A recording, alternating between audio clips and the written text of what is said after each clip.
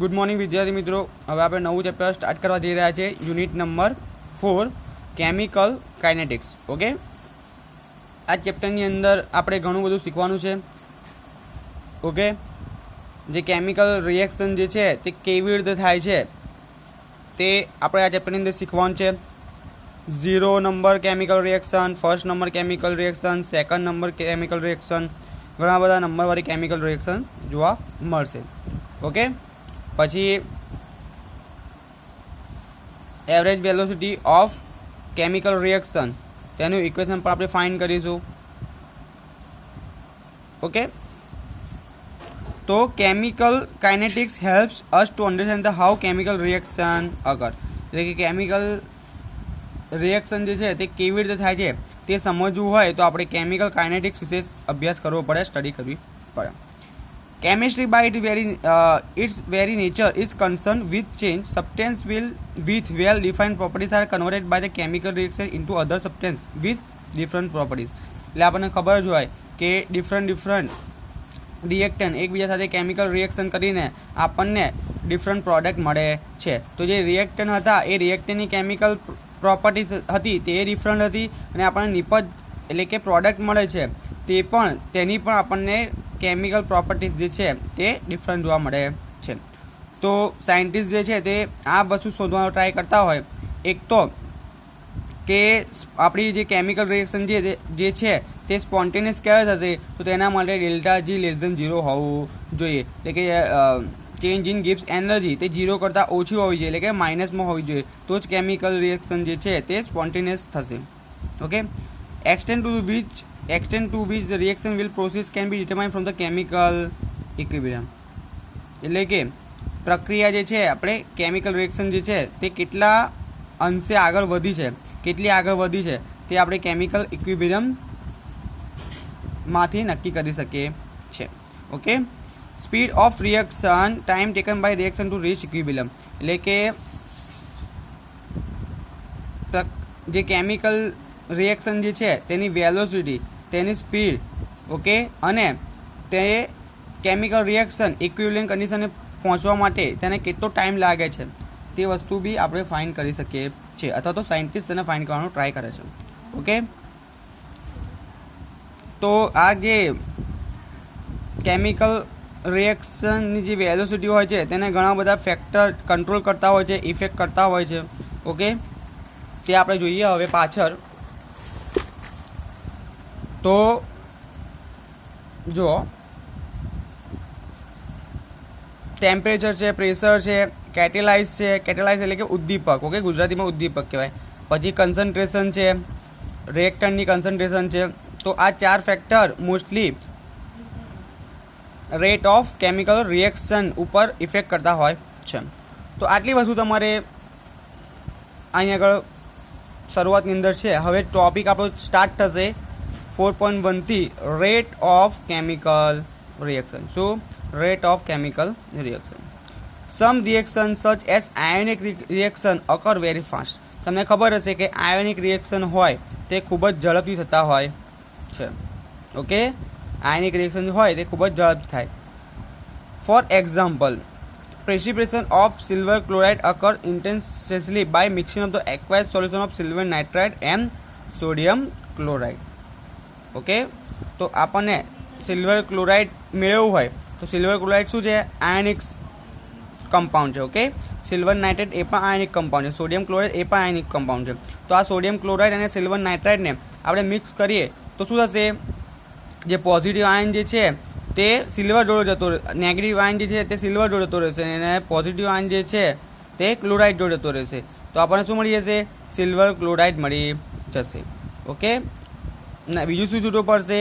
Silver chloride. આ chloride જે છે તે સિલ્વર જોડે આવતો રહેશે, અને નાઇટ્રેટ જે છે સોડિયમ જોડે આવતો રહેશે, એટલે સોડિયમ નાઇટ્રેટ અને સિલ્વર ક્લોરાઇડ આપણને મળે છે.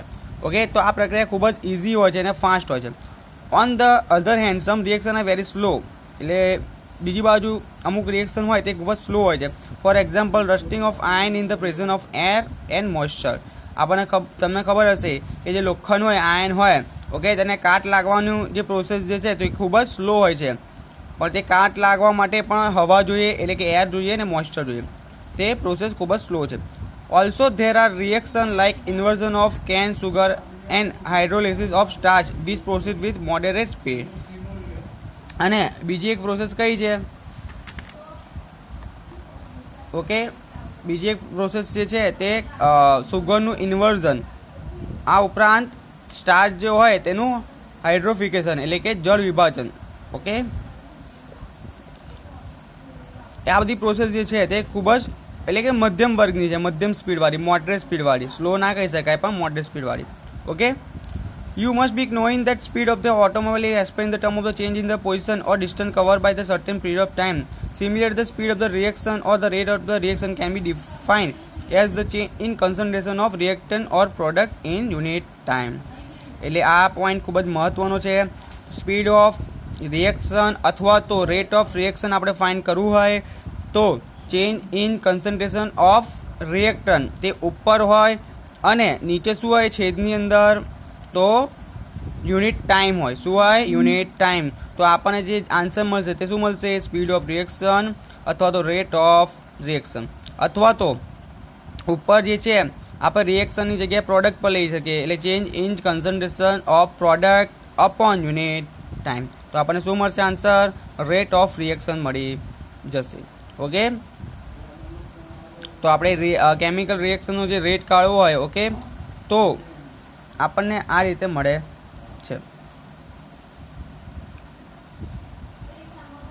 The rate of decrease in concentration of any one of the reactance. એટલે શું કહેવા માંગે છે? જો આપણે રિએક્ટન્સની રિસ્પેક્ટમાં રેટ ઓફ કેમિકલ રિએક્શન નીકાળીશું તો આપણને શું મળશે? તો તે કેમિકલ રિએક્શનની અંદર રિએક્ટન્સ જે છે તેમની વેલ્યુ ઘટતી જાય છે. ઓકે, લેસ થતી જાય છે. કેમ? કારણ કે સમજો કે એ અને બી આ બંને રિએક્ટન્સ છે અને તેમાંથી મળતી પ્રોડક્ટ કઈ છે? સી છે. તો શરૂઆતની અંદર ટી બરાબર 0 સમયે એ અને બીની જે કન્સન્ટ્રેશન હશે તે સેમ જ હશે એટલે કે જેવી છે તેવી ને તેવી રહેશે. જેમ જેમ ટાઈમ આગળ વધશે તેમ તેમ સમય વધતો જશે, ઇન્ક્રીઝ થતો જશે. ઓકે, ટાઈમ તેમ તેમ શું થશે? તો એ અને બી એ બંને એકબીજા સાથે જોડાશે, કેમિકલ રિએક્શન કરશે, પ્રોસેસ કરશે, કેમિકલ પ્રોસેસ કરશે અને આ એ અને બીની કન્સન્ટ્રેશન જે છે તે ઘટતી જશે, લેસ થતી જશે અને તેનું પરિણામ આપણને તેનું રિઝલ્ટ પ્રોડક્ટ સીની અંદર મળશે. ઓકે, તો યાદ રાખજો. તો કેમિકલ રિએક્શન થાય, કેમિકલ પ્રોસેસ થાય ત્યારે રિએક્ટન્સ જે છે તેમની વેલ્યુ તેમની અમાઉન્ટ તે ઘટતી જાય છે, લેસ થતી જાય છે. ત્યારે બીજી બાજુ કેમિકલ રિએક્શન સ્ટાર્ટ થાય, પ્રોસેસ સ્ટાર્ટ થાય તો પ્રોડક્ટની વેલ્યુ જે છે, પ્રોડક્ટની અમાઉન્ટ એટલે કે પ્રોડક્ટ કઈ હતી? સી હતી. તો પ્રોડક્ટ સીની અમાઉન્ટ જે છે તે વધતી જાય છે, ટાઈમ જતાની સાથે વધતી જાય છે. The rate of increase in concentration of any one of the product. Okay, કીધું ને તમને. તો કન્સન્ટ્રેશન ઓફ રિએક્ટન્સ તે ઘટતી જાય, ડિક્રીઝ થતી જાય અને કન્સન્ટ્રેશન ઓફ પ્રોડક્ટ તે ઇન્ક્રીઝ થતી જાય છે.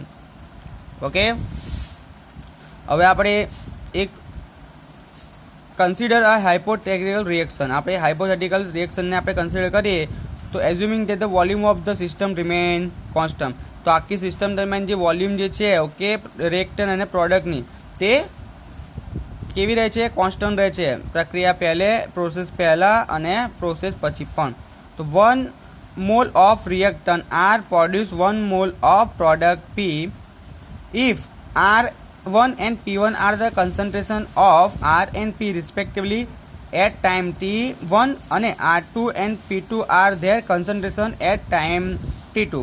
શું કીધું છે કે ધારો કે આ રિએક્ટન્સ જે છે તે 1 મોલ છે અને તેમાંથી આપણને પ્રોડક્ટ જે છે પી તે પણ 1 મોલ મળે છે. તો T1 સમયે, T1 ટાઈમે રિએક્ટરની કન્સન્ટ્રેશન આપણને R1 મળે છે અને પ્રોડક્ટની કન્સન્ટ્રેશન P1 મળે છે.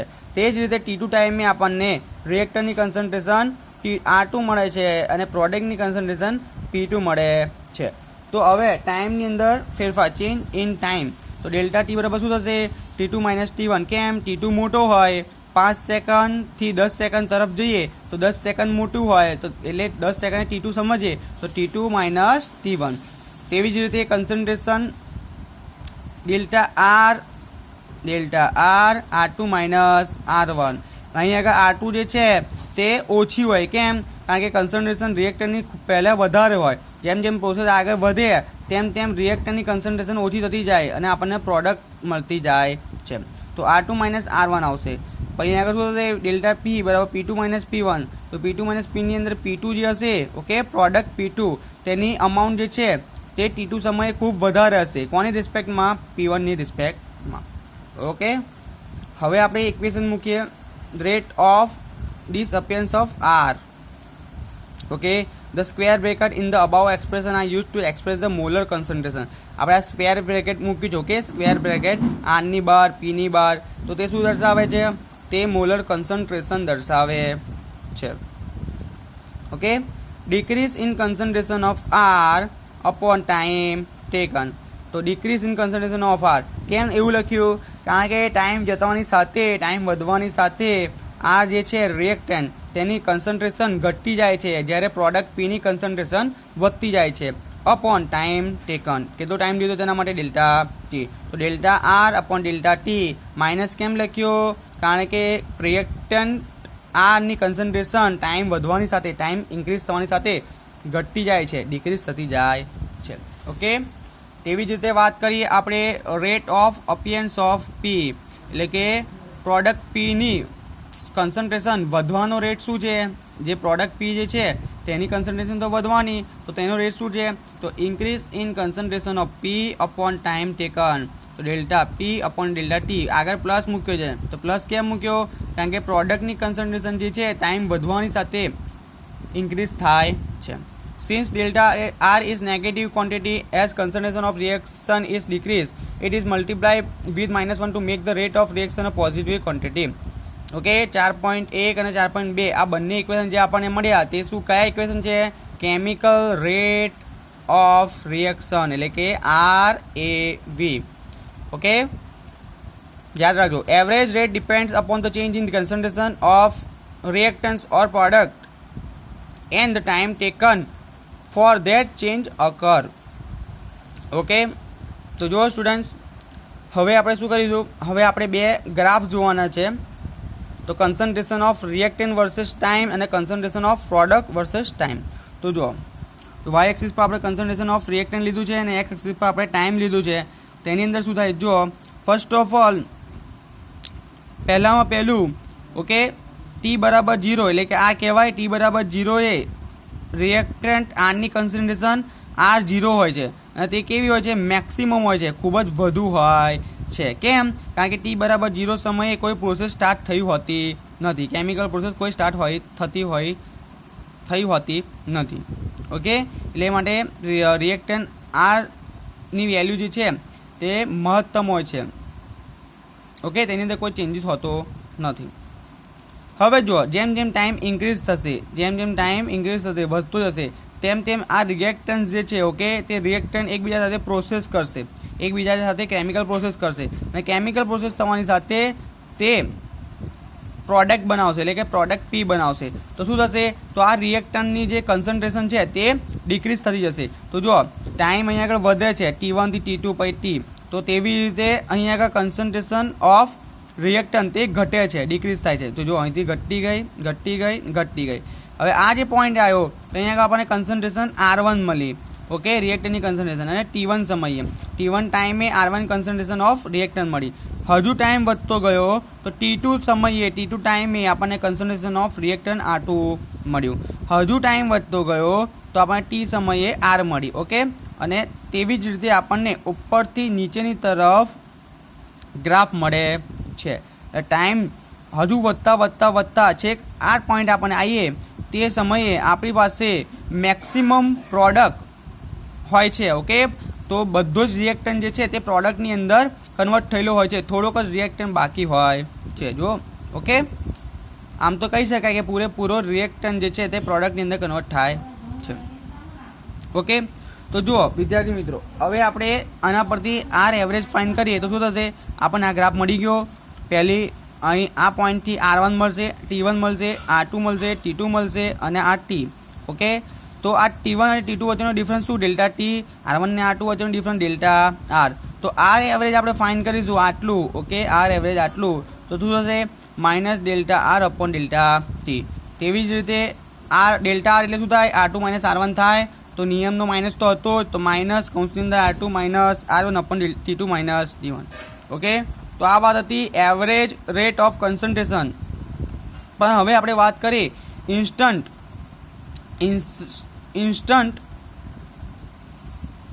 રેટ ઓફ કન્સન્ટ્રેશનની વાત કરીએ તો શું થશે, એના માટે આપણે ઢાલ લેવો પડે. ઓકે, સ્લોપ લેવો પડે.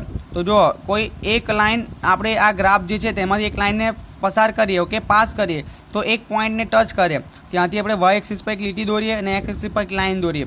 તો વાય એક્સિસ પર શું મળે આપણને, DR મળે. શું છે, DR ડેલ્ટા કરતાં પણ ખૂબ જ નાનું સ્વરૂપ, નાનું ફોર્મ એ DR છે. તો એ ઇન્સ્ટન્ટ માટે યુઝ કરીએ છીએ. તેવી જ રીતે એક્સ એક્સિસ પર આપણને DT મળશે.